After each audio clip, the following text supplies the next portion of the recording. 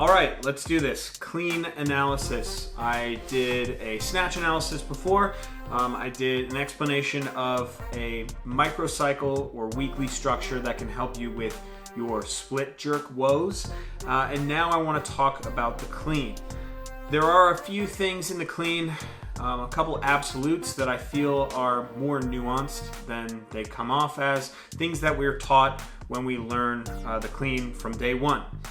One of them is locked out arms throughout the entire lift, and the other is the importance on triple extension. Now I'll get into those in a little bit, but first I'm going to show you guys the full clip of the lift that I'm going to break down. Then we're going to get into more of what the elites do and what you can learn from them as well.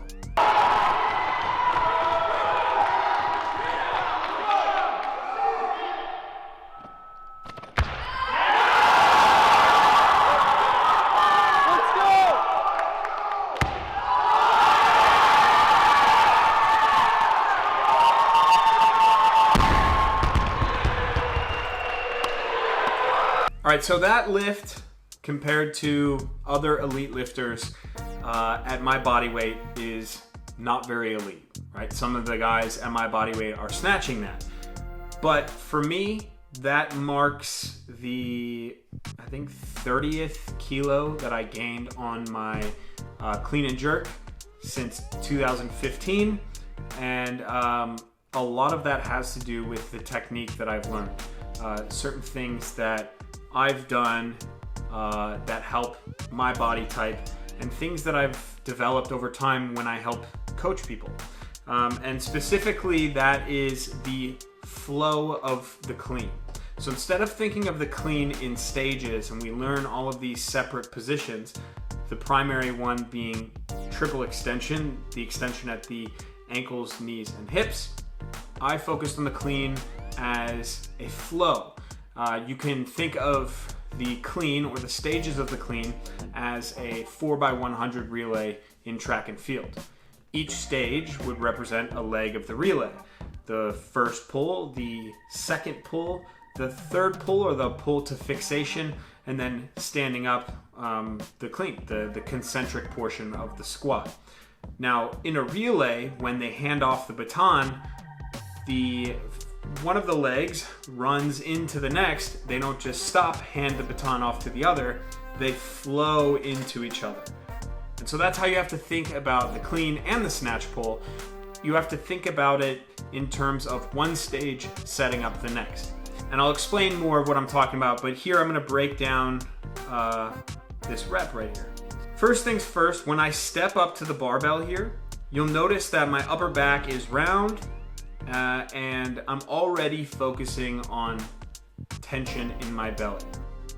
A lot of people set up on the barbell in the snatch and the clean with really trying to pull their shoulders back and down.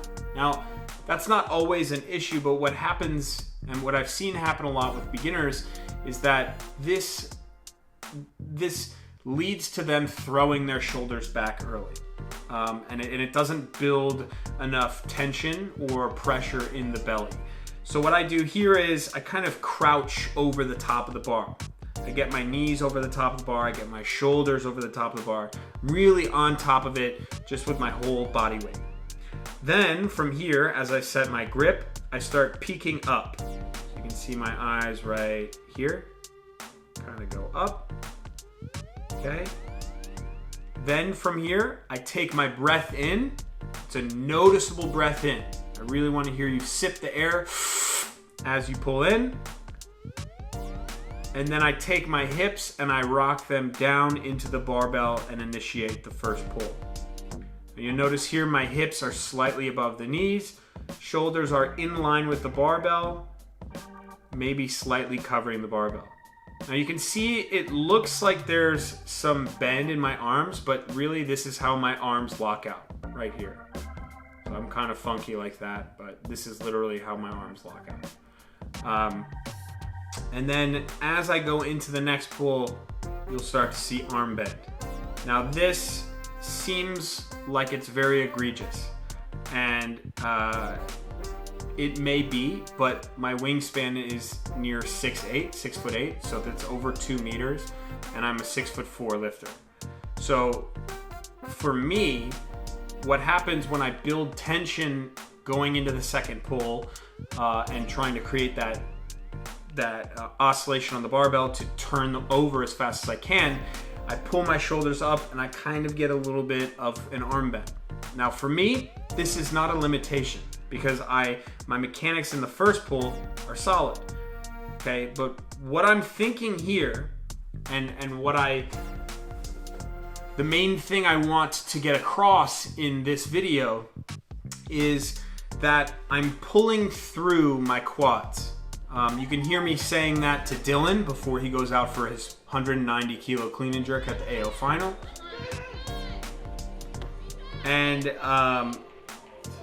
what I'm thinking is pulling through my quads up into my belly.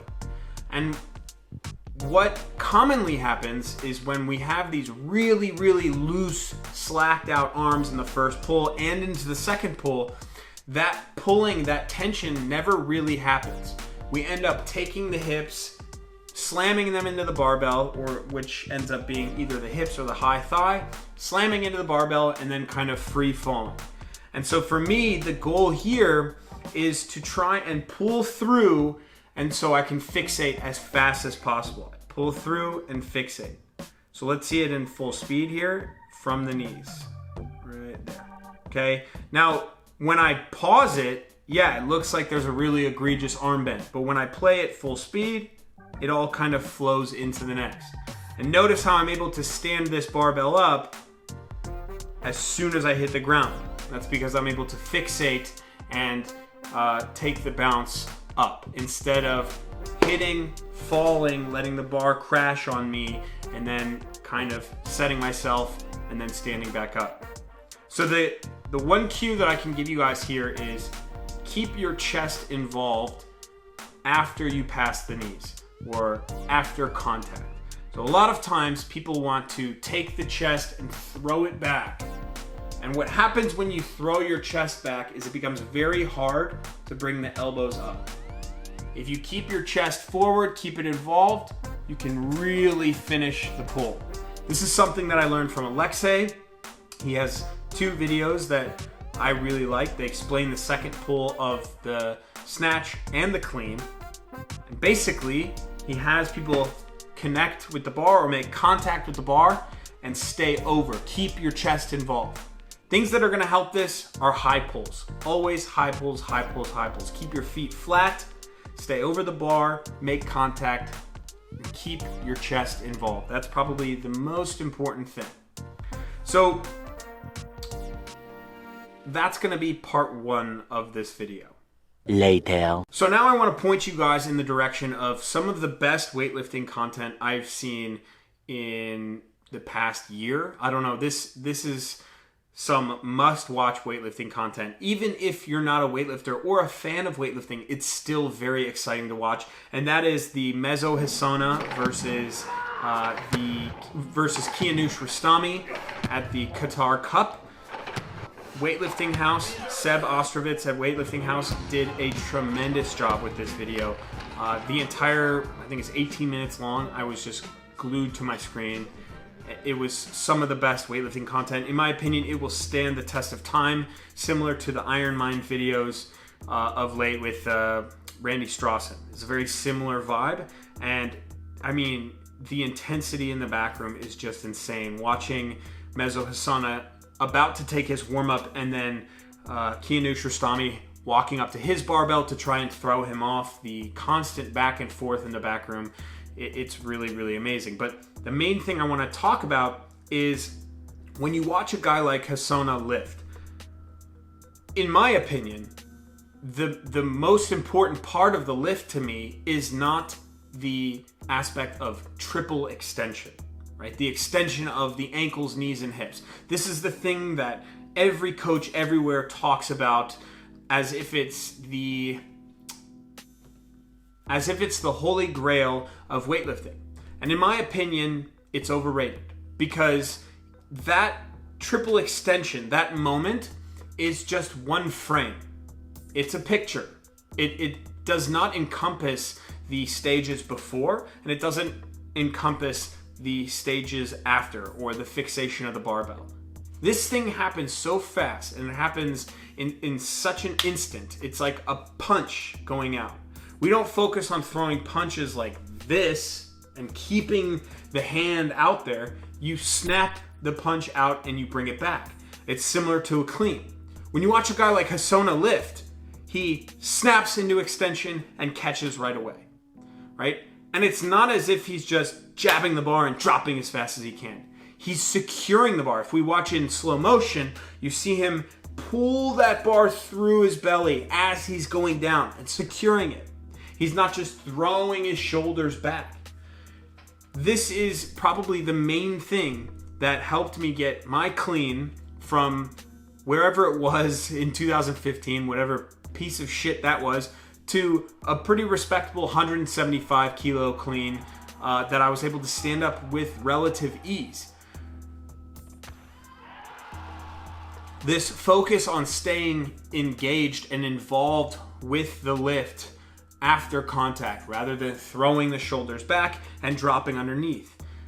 This, rather than focusing on extending as hard as I can, I was focusing on securing the bar, keeping my chest forward, and getting the elbows high.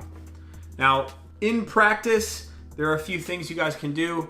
Like I said before, high pulls, working on the first pull, working on your setup so that everything can go into the next portion of the lift.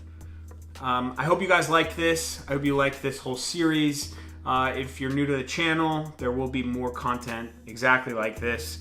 Please like and subscribe, and I'll see you on the next one. Thank you.